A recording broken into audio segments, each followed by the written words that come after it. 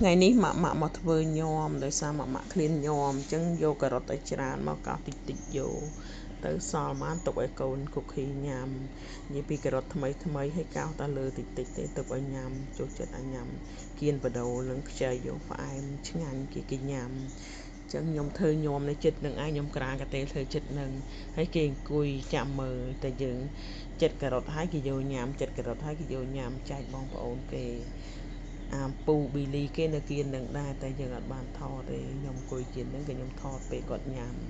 ខ្ញុំកំពុងតែធ្វើបដាតែថតពេលគាត់ញ៉ាំបដាទៅ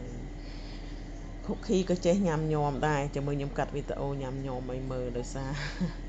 វីដេអូច្រើនពេលខ្លះខ្ញុំចេះជ្រើសកាត់ខ្លះចឹងទៅដោយសារយើងរវល់ការងារច្រើនដែរ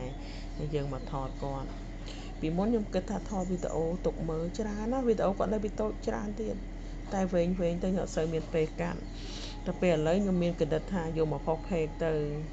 ពេលមានបញ្ហាអីយើងបាត់បង់គ្នាអីចឹងទៅបានឃើញនៅក្នុងវីដេអូផេកនឹងចឹងទៅនិយាយទៅខ្ញុំផុសផេកខ្ញុំចិត្តស្រឡាញ់ខ្ញុំមិនបដោតទៅលើសំខាន់រោគលុយអីទេគឺខ្ញុំធ្វើធម្មតាសឹមតាមកម្លាំងខ្ញុំអញ្ចឹងថ្ងៃបើបងប្អូនគាំទ្រច្រើនទៅដល់គ្រប់គ្រប់គោលការណ៍អញ្ចឹងទៅក៏រកលុយបានខ្លះក៏អាចជួយផ្គត់ផ្គង់សម្រាប់គាត់ដែរដោយសារខ្ញុំចាំពួកគាត់ច្រើនដែរ5 6ដែរ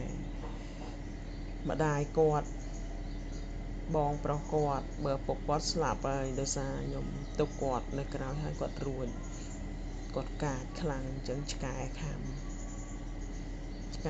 គាត់ទៅខូខីស្រឡាញ់ឪពុកគាត់ណាពេលដែលឆ្កែខាំហើយស្លាប់ហើយចឹងគាត់ទៅរកឪពុកគាត់នៅរហូតគាត់ទៅនិយាយម្នាក់ឯងអរគុណច្រើនបងប្អូនទាំងអស់គ្នា